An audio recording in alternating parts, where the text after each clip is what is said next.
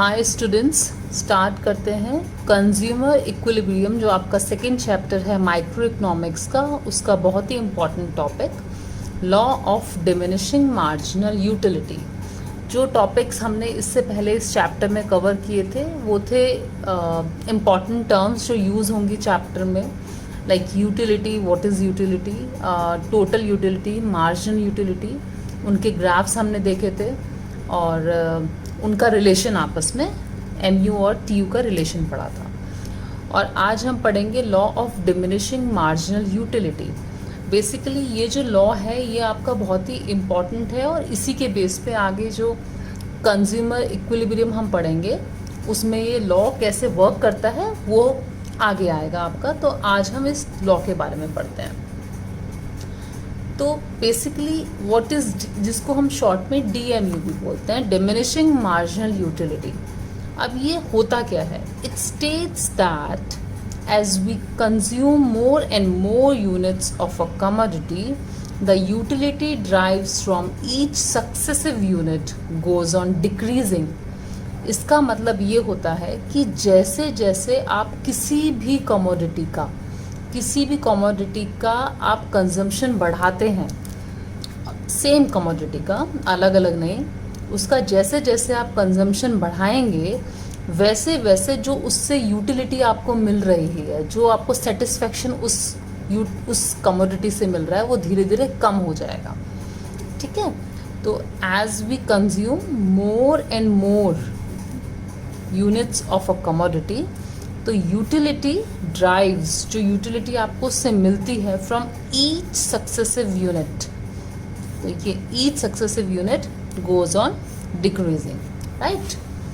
तो ये law of diminishing marginal utility है। बेसिकली हमें इस लॉ से क्या पता चलता है? सच अ डिक्रीज, ये जो डिक्रीज होता है आपका in satisfaction with consumption of successive units occurs due to law of diminishing marginal utility। ये जो आपका यूटिलिटी में और सेटिस्फैक्शन जो आपका धीरे धीरे कम हो रहा है किसी भी कमोडिटी को ज़्यादा कंज्यूम करने से, ये जो वर्क करता है ये वर्क करता है due to law of diminishing marginal utility. ठीक है, अब इसको हम Gossen's first law of consumption भी बोलते हैं, because Gossen's law of consumption इसलिए बिकॉज इन्होंने ही ये law of diminishing marginal utility को लिखाया, बनाया। ठीक है, अभी एक एग्जाम्पल लेते हैं हम। मान लीजिए आपके फादर जो है वो ऑफिस से आए, बहुत ही गर्मी हो रही है। ठीक है, आते ही जैसे वो ऑफिस से आए, आपने क्या किया, उनको आते ही आइसक्रीम दे दी। अब जब उन्होंने आइसक्रीम वो खाई तो खाने के बाद उनको उससे बहुत ज़्यादा सेटिस्फैक्शन मिला। ठीक है, वो सेटिस्फैक्शन बहुत ज़्यादा था। अब क्या हुआ, आपने थोड़ी देर बाद जैसे वो ख़त्म हुई एक आइसक्रीम और दे दी। अब जब उन्होंने पहली ली तो सेटिस्फैक्शन बहुत ज़्यादा था, जब सेकेंड ली तो जितना नेचुरल है, जितना उनको पहली आइसक्रीम अच्छी लगी होगी उससे रिलेटिवली दूसरी वाली थोड़ी सी कम लगी होगी। ठीक है, सेकेंड भी दे दिया आपने, फिर आप थर्ड पे आए, थर्ड दिया आपने तो उसका सेटिस्फेक्शन और कम हुआ। अब धीरे धीरे धीरे एक पॉइंट ऐसा आएगा जब उनको वो आइसक्रीम आप दोगे वो तब भी नहीं लेना चाहेंगे, उनको नहीं पसंद आएगी, तो उस टाइम उनका सेटिस्फेक्शन जो था वो ज़ीरो हो जाएगा। इसको बोलते हैं MU उस टाइम क्या है, zero. Marginal utility will be zero at that point. ठीक है, इस पॉइंट पे जब उनको चाहिए ही नहीं वो आइसक्रीम तब वो ज़ीरो हो गया। और उस पॉइंट के बाद भी अगर आप ज़बरदस्ती उनको एक और आइसक्रीम दोगे तो वो जो यूटिलिटी है वो उनकी मार्जिनल यूटिलिटी जो है वो नेगेटिव हो जाएगी, माइनस में पहुंच जाएगी, जिसको हम डिस यूटिलिटी भी बोलते हैं। तो यही जो सारी चीज़ है, जो आपकी यूटिलिटी पहले ज़्यादा थी और कम जो होती है, इसको law of diminishing marginal utility बोलते हैं, राइट। अच्छा, और इस डेफिनेशन में आप दो चीज़ देखोगे जो इम्पॉर्टेंट है। लाइक ये डेफिनेशन आपको रिलेशन बताती है बिटवीन यूटिलिटी एंड आपकी कितनी आप क्वांटिटी कंज्यूम कर रहे हो। जैसे जैसे आपकी क्वांटिटी कंज्यूम करी आपने, वैसे आपकी मार्जिनल यूटिलिटी कम होती जा रही है। तो ये बहुत ही सिंपल डेफिनेशन है। बेसिकली आपको जो टर्म्स इसमें यूज़ करनी है वो है, as we consume more and more units of a commodity, more and more units, like आप क्वांटिटी उसकी बढ़ा रहे हो, ठीक है, और यूटिलिटी आपकी उसकी डिक्रीज हो रही है। बस ये दो पॉइंट्स को आपको ध्यान रखना है इसकी डेफिनेशन में। एक तो यूटिलिटी वर्ड आना चाहिए और क्वांटिटी जो कंज्यूम हुई है वो आपकी बढ़ रही है, ठीक है। अब कोई भी लॉ, अगर आप जितने भी लॉ पढ़ेंगे इकोनॉमिक्स में, उनको प्रूव करने के लिए या दिखाने के लिए आपको क्वेश्चन अगर आता है तो आपको दो तीन चीज़ें देनी है। फर्स्ट तो आप एक डेफिनेशन दे दोगे उसकी, जैसे ये एक डेफिनेशन होगी, law of diminishing marginal utility, ठीक है। सेकेंड जो चीज़ हम इसकी देंगे, सेकेंड जो हम देते हैं वो होता है अजम्पशंस। अब किसी भी लॉ को जितने भी इकोनॉमिक्स में बेसिकली आप देखोगे आगे भी, आपको पहले डेफिनेशंस देनी पड़ेंगी, फिर आप उसकी अजम्पशंस बताओगे, क्योंकि उन्हीं अजम्पशंस के बेस पे वो कंडीशंस होती हैं बेसिकली, जिसके बेस पे हम वो लॉ को समझाते हैं और वो जिस पे वर्क करता है वो लॉ। अगर ये अजम्पशंस नहीं होंगी तो आपका हर बार लॉ में चेंजेस आते रहेंगे। इसलिए कुछ चीज़ें हैं जिनको हम कांस्टेंट रखते हैं और एज्यूम करते हैं कि हर बार ऐसा ही होता है, ये कंडीशंस होंगी तभी ये लॉ वर्क करेगा। तो इस law of diminishing marginal utility में जो जो अजम्पशंस वर्क करती हैं, जो जो कंडीशंस होनी चाहिए, वो हम डिस्कस कर लेते हैं। बहुत ही सिंपल है, ये हम पहले भी कर चुके हैं। Like utility must be measured, like अच्छा, जो फर्स्ट अजम्पशन हमारी है यूटिलिटी मस्ट बी मेजर्ड का मतलब है कि इसको आप, जो यूटिलिटी है आपका सेटिस्फैक्शन है, उसको आप मेजर कर सकते हो। लाइक इसको आप मेजर कर सकते हो क्वांटिटेटिव टर्म्स में, मनी टर्म्स में आप इसको कर सकते हो कि आपको इससे कितना सेटिस्फैक्शन मिल रहा है, 1 2 3 सो ऑन, आप इसको बता सकते हो। उसी के बेस पे आप कंपेयर कर पाओगे किसी भी दो कमोडिटी में कि किससे आपको ज़्यादा सेटिस्फैक्शन मिल रहा है, या पहली से आपको कितना सेटिस्फैक्शन मिला, सेकंड कमोडिटी से यूनिट से कितना मिला, थर्ड यूनिट से कितना मिला। तो पहली तो अजम्पशन ये मानेंगे हम। सेकंड हम मानते हैं कि रैशनल कंज्यूमर, मतलब कि जो कंज्यूमर है वो रैशनल होता है, मतलब वो ऐसा होता है जो अपने सेटिस्फैक्शन को मेजर भी कर पाता है, कैलकुलेट भी कर पाएगा कि उसको सेटिस्फैक्शन पहले कम मिला बाद में ज़्यादा मिला, या पहले ज़्यादा मिला बाद में कम, या कंपेयर भी कर सकता है दो कमोडिटीज़ के बीच में कि मुझे क्या चीज़ सही लगती है क्या गलत लगती है। तो वो अपना सेटिस्फैक्शन को मैक्सिमम करने के लिए जो भी वो करेगा, चाहे मेजर करे, चाहे कैलकुलेट करे, चाहे कंपेयर करे, तो ये सब चीज़ें एक कंज्यूमर में होनी चाहिए। तो that means a consumer should be rational, जिसको मैक्सिमम सेटिस्फैक्शन अपना चाहिए, ठीक है। थर्ड जो हमारी अजम्पशन आती है वो आती है इनकम मस्ट बी कांस्टेंट। अब ऐसा नहीं है कि अभी आपने कोई कमोडिटी ली, लाइक हम आइसक्रीम की बात कर रहे थे, तब आपकी इनकम कुछ और थी, फिर आपने बाद में जब कंज्यूम करी तो इनकम कुछ और थी। तो इस तरह तो ना आप कंपेयर कर पाएंगे दो चीज़ों को, ठीक है, ना कैलकुलेट कर पाएंगे। तो इनकम आपकी आप हमेशा मानेंगे कांस्टेंट रहेगी, हमेशा इनकम जो है फिक्स्ड रहेगी, एक ही इनकम को हम एज्यूम करके चलेंगे।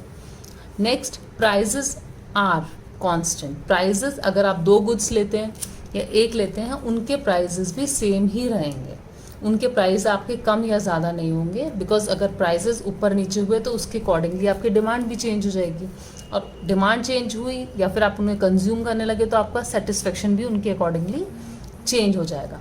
इसलिए जो प्राइस है उनको हम कांस्टेंट मानेंगे, ठीक है। नेक्स्ट फिफ्थ जो है, no change in quantity, quantity, ठीक है। और इसका मतलब है कि क्वालिटी में भी कोई चेंज नहीं आएगा, क्वालिटी जैसी आपकी पहले थी वही क्वालिटी आपकी रहेगी, उसमें कुछ अपग्रेड नहीं होगा कि वो बेटर हो गई या बेकार हो गई, अदरवाइज भी कंपैरिजन नहीं हो सकता। लाइक अगर आइसक्रीम आप कंज्यूम कर रहे थे तो आप ये नहीं करेंगे कि सेकेंड टाइम जब आपने उस आइसक्रीम को कंज्यूम किया तो उसमें आपने ऊपर से कुछ टॉपिंग्स डाल दी या आपने कुछ और डाल दिया, ठीक है। तो हम ये नहीं सोचेंगे कि हमने उसी आइसक्रीम में ऊपर से नट्स लगा दी, तो नेचुरल है कि वो आपको ज़्यादा पसंद आएगी, ठीक है। और फिर सिक्स्थ है आपकी कंटिन्यूस कंजम्पशन। जो कंजम्पशन है वो कंटिन्यूस होना चाहिए, लाइक आप एक के बाद एक कंज्यूम कर रहे हो, उसमें गैप नहीं होना चाहिए, राइट।